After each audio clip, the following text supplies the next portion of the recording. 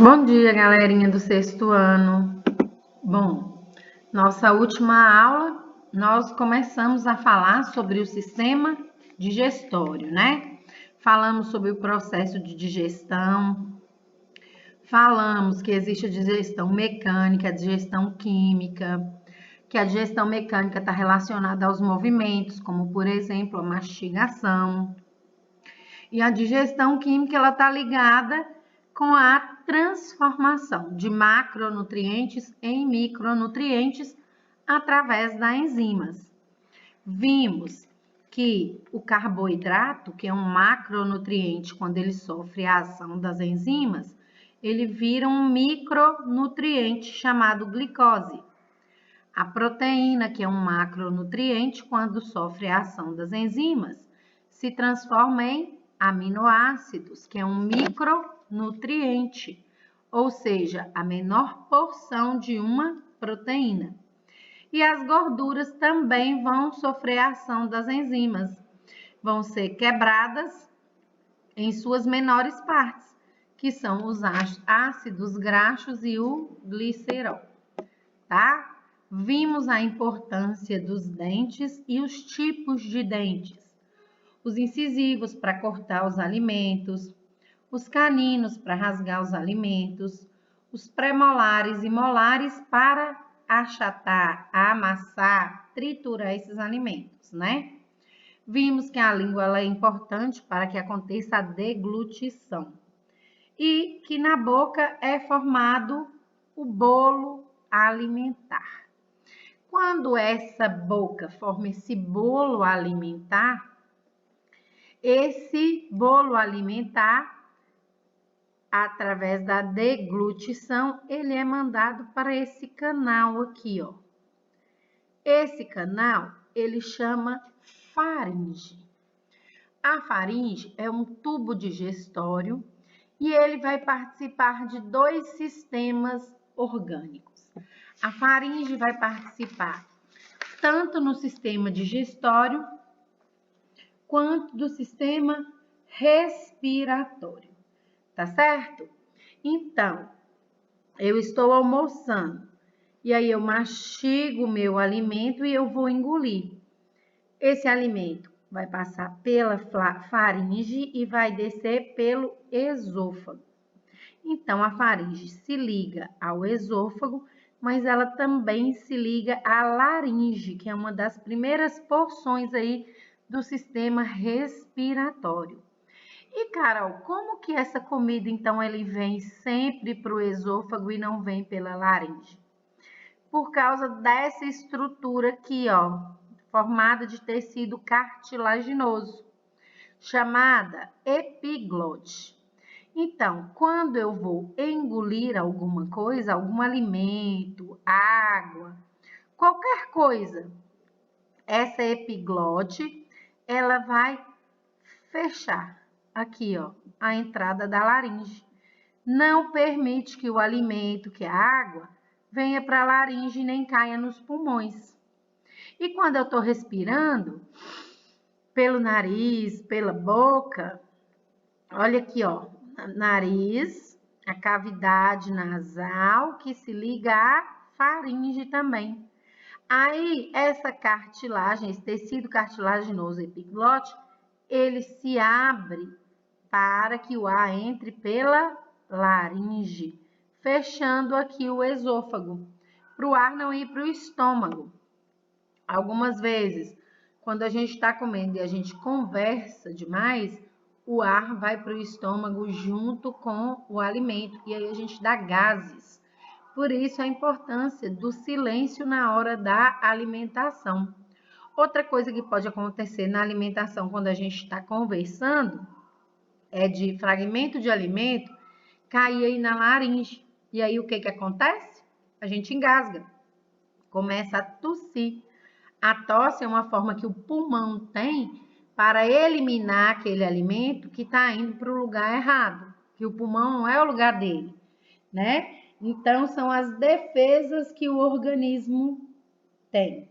Então, essa epiglote, ela vai ficar sempre aqui, ó, abaixo da faringe, abrindo ou fechando passagem do alimento ou do ar. Então, ela abre e permite a entrada do ar na laringe, ela abre e permite que o alimento passe pelo esôfago. Sempre que ela permitir a passagem do alimento, ela fecha a passagem respiratória.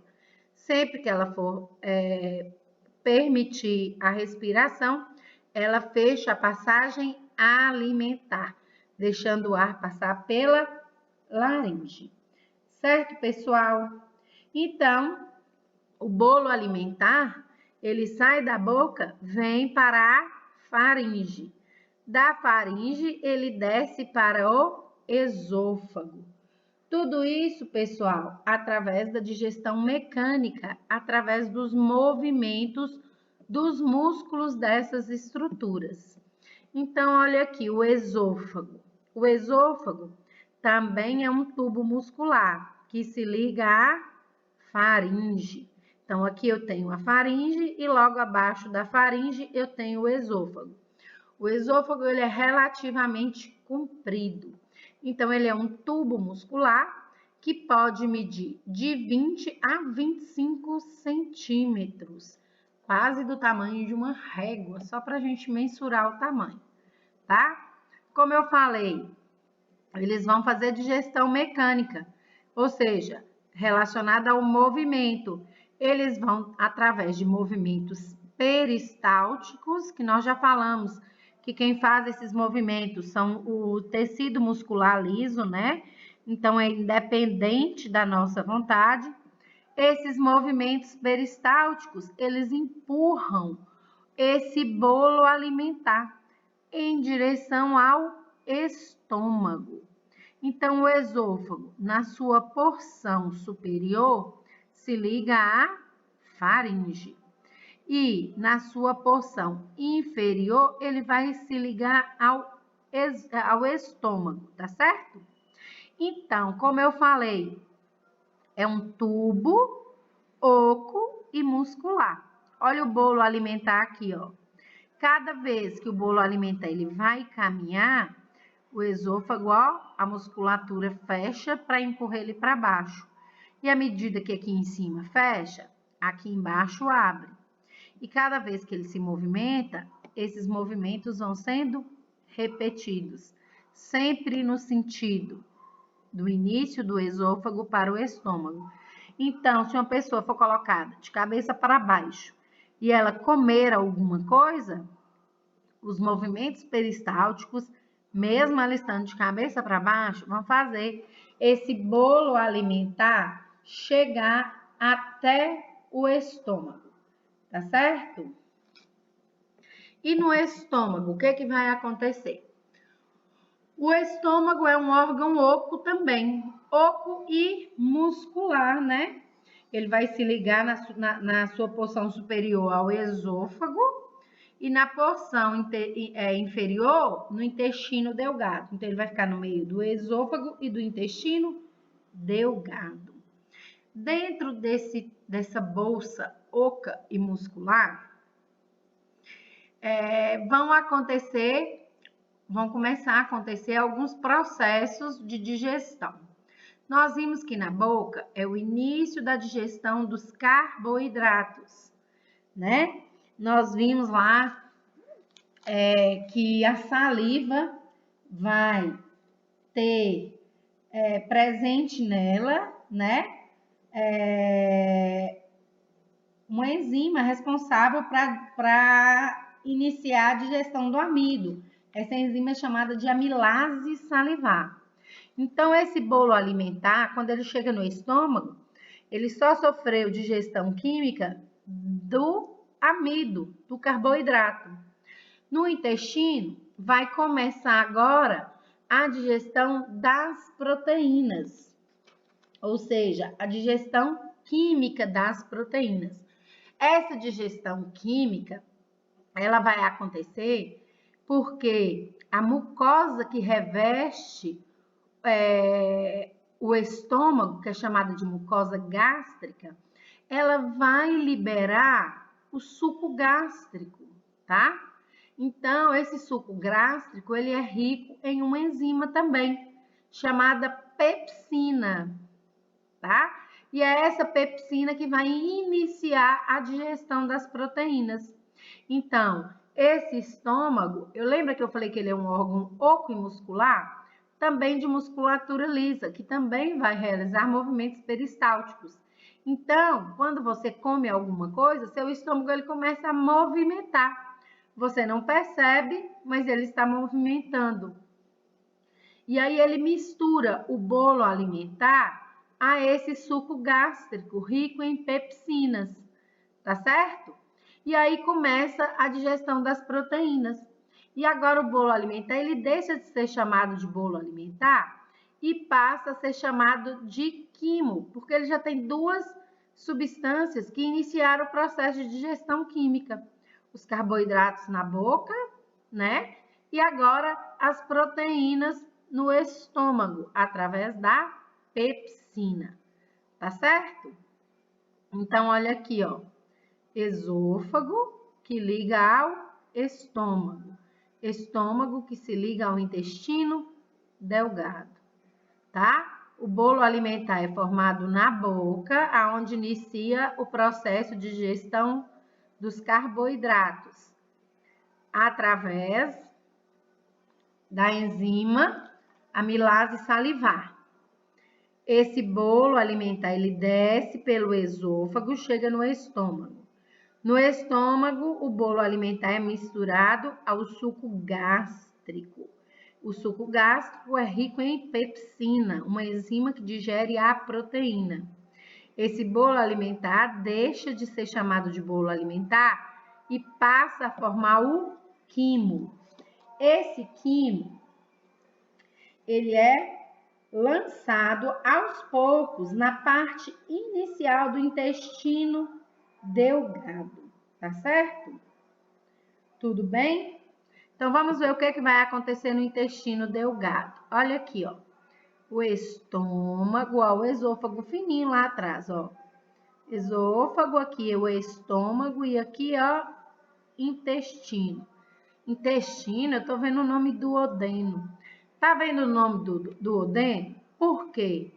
Porque o intestino delgado, ele é muito comprido. Ele pode chegar a medir numa pessoa adulta até cerca de 6 metros de comprimento. 6 metros é muito grande, né? E ele fica todo assim, ó, enroladinho dentro do nosso abdômen, tá? E ele pode ter 4 centímetros de diâmetro. Diâmetro é igual quando você olha, por exemplo, para uma mangueira, para uma torneira, né? A mangueira lá por onde sai a água é um tubo oco, não é? O diâmetro dela é a circunferência dela, tá certo? E aí, como ele é muito grande e também porque ele tem funções diferentes em partes diferentes, ele foi dividido em 3 partes, tá? O duodeno, o jejuno e o íleo. Então, a primeira parte é o duodeno. E como eu falei com vocês, cada parte vai ter uma função, certo? Cada parte vai ter uma função. E muitas vezes essa função aqui no duodeno está bem relacionada com essas outras estruturas que estão nessa imagem. O fígado, né? A vesícula biliar, aqui ó, a vesícula biliar, aqui o pâncreas. Por quê? Porque fígado, vesícula biliar e pâncreas são órgãos anexos do sistema digestório. Elas são responsáveis por produzir substâncias que facilitam o processo de digestão. Então, cada uma dessas estruturas, fígado, vesícula biliar e pâncreas, elas vão ter um canalzinho ligando elas ao duodeno, tá? Então, no duodeno, essas estruturas anexas vão liberar a bile, né? A bile quem vai liberar? A vesícula biliar. Essa vesícula biliar, ela vai armazenar a bile que foi produzida aqui no fígado. Fígado produz e armazena na vesícula biliar. Quando a pessoa se alimenta, essa vesícula biliar libera essa bile lá no duodeno. Também vai ter o suco pancreático. O suco pancreático, como o próprio nome já induz, né? Nos faz lembrar do pâncreas. Então, o pâncreas aqui, ó, também vai produzir um suco pancreático e vai jogar no duodeno quando a gente se alimenta. E vamos ter ainda o suco entérico. O suco entérico, ele vai ser produzido na própria mucosa intestinal, tá? Mucosa é uma pelezinha bem fina, que é permeável. Então, essa mucosa intestinal produz esse suco entérico e libera ele na hora que o alimento chega ali no duodeno. E para que tantos sucos, tanta bile? Vamos ver agora. Cada uma com a sua função, ó. Então, a bile, como eu falei com vocês, é uma secreção que é produzida no fígado e armazenada na vesícula biliar, tá certo? Então, quando a pessoa se alimenta e o alimento chega ali, ocorre que essa secreção, essa bile, ela vai ser lançada no duodeno, porque como eu falei com vocês, tem um canalzinho que liga a vesícula biliar ao duodeno, tá? Então, essa bile, ela na verdade, ela não vai ter enzimas digestivas, ela não vai digerir nenhum tipo de nutriente, mas ela vai conter os sais biliares. Os sais biliares, ele atua como se fosse um detergente. Ele separa, ele deixa a gordura mais livre para sofrer a ação das enzimas. Então, a bile prepara as gorduras, prepara os lipídios para que ao sofrer a ação, né, lá do suco pancreático, esse lipídio possa ser quebrado em sua menor parte para o quê? Para ser absorvido pelas outras partes do intestino, tá? O suco pancreático, como eu falei, ele vai atuar sobre os lipídios, mas não é só sobre os lipídios, não. Ele vai ter enzimas que atuam, além dos lipídios, também em cima das proteínas e dos carboidratos. Então, todos os carboidratos que não foram digeridos, que não foram transformados em glicose lá na boca, eles vão ser transformados agora pelo suco pancreático. Todas as proteínas que não foram digeridas, não foram transformadas em aminoácidos no estômago, elas vão ser transformadas agora pelo suco pancreático, tá? Então, as proteínas vão ser transformadas em aminoácidos, os carboidratos em glicose e os lipídios em ácidos graxos. Tudo bem? E o suco entérico? O suco entérico, como eu falei, é produzido lá pela mucosa intestinal e ele também vai auxiliar o suco pancreático. Só que ele só vai ter enzimas que atuam em cima de proteínas e carboidratos. Por quê? Porque o que acontece? É a última chance que o alimento tem de passar de macromolécula para micromolécula. É aí nessa primeira porção do intestino. Porque a função das duas outras porções, que é o jejum e o ilho, é de absorção. Absorver esses nutrientes, esses micronutrientes. Então, o jejum e o ilho não consegue absorver o carboidrato, mas ele consegue absorver a glicose. Ele não consegue absorver a proteína, mas ele consegue absorver o aminoácido. Ele não consegue absorver os lipídios, mas os ácidos graxos e o glicerol. Para que a gente precisa dessa absorção? É a matéria-prima do nosso corpo. É utilizando lipídios, glicoses e aminoácidos, né? Ácidos graxos, glicose e aminoácidos, é que o nosso corpo consegue funcionar. Consegue, por exemplo, produzir células novas quando você se corta. E dali um tempo essas células são produzidas para poder fechar o seu corte, né? Então, é utilizando esses nutrientes. Por isso que é importante a gente ter uma alimentação variada que tem todos esses nutrientes. certo? Então, jejum e ilho fazem a absorção dos nutrientes. E o jejum e o ilho é uma parte interessante do intestino delgado, porque ele tem essas estruturas aqui, ó, chamadas de microvilosidades. Parece um tanto de dedo levantado, não parece? Olha aqui o tanto de dedinho levantado. Sabe por que eles têm essas microvilosidades? Porque quando o alimento ele passa por aqui, ele está sendo empurrado pelos movimentos peristálticos, tá? Aí a gente já voltou agora para a digestão mecânica.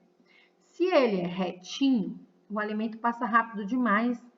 Essa absorção dos nutrientes fica prejudicada. Então, essas microvilosidades funcionam como um monte de quebra-mola. Para que tem quebra-mola na rua? Não é para os carros passarem devagar? Então, essas microvilosidades no intestino fazem com que o alimento passe bem devagar. Para quê? Para dar tempo ocorrer a absorção. E olha aqui, ó, em azul e vermelho. São as veias e as artérias onde está o sangue. Esses nutrientes vêm para o sangue e o sangue vai dividir esses nutrientes para todas as células do nosso corpo, para elas poderem funcionar bem. Certo? Entendido, pessoal? Então, as microvilosidades favorecem uma passagem lenta de tudo que foi digerido pela boca, pelo estômago e pelo duodeno, né? Para que aqui ocorra essa absorção. Ocorreu a absorção, os nutrientes vêm para a corrente sanguínea e é distribuído para todas as células do nosso organismo. Entendido? Então, o intestino delgado, ele termina se ligando ao intestino grosso. Mas o intestino grosso nós não vamos falar nessa aula. Sobre o intestino grosso, nós vamos falar na próxima aula. Uma coisa que eu quero falar com vocês nessa aula ainda está relacionada com as conexões da página 30. Então, nas conexões da página 30, está falando de uma doença chamada doença celíaca, que ocorre em algumas pessoas. Ela é uma doença geralmente hereditária, né? A pessoa nasce com essa doença e ela é uma intolerância ao glúten. E o que é o glúten?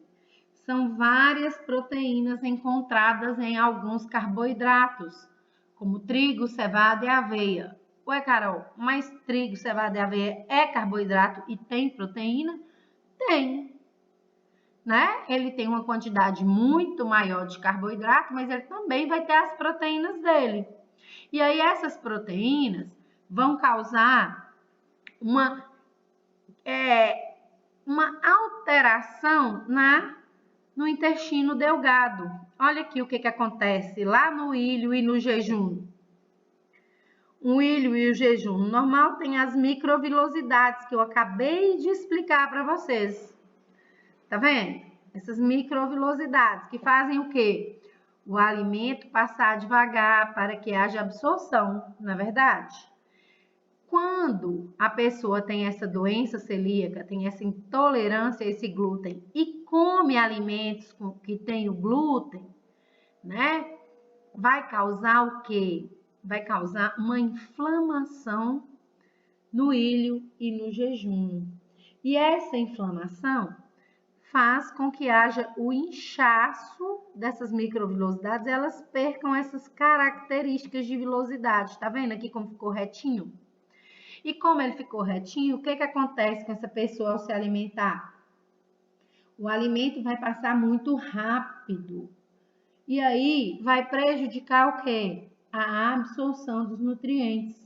Então, isso aí, às vezes, na criança, pode causar um atraso no crescimento, pode causar anemia na criança, pode causar um enfraquecimento da massa óssea, porque o cálcio não vai ser reabsorvido, né? O alimento vai sair de forma muito rápida, então pode causar diarreias.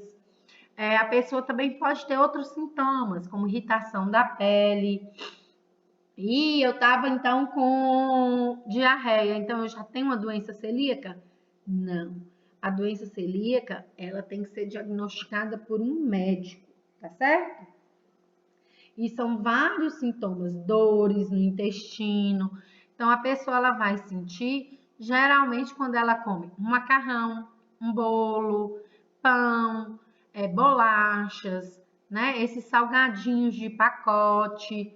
Então a pessoa ela vai sentir esses sintomas aí, vai ter que procurar um médico, tá? Mas às vezes a gente tem esses sintomas sem ter doença celíaca, só por causa de uma má alimentação mesmo.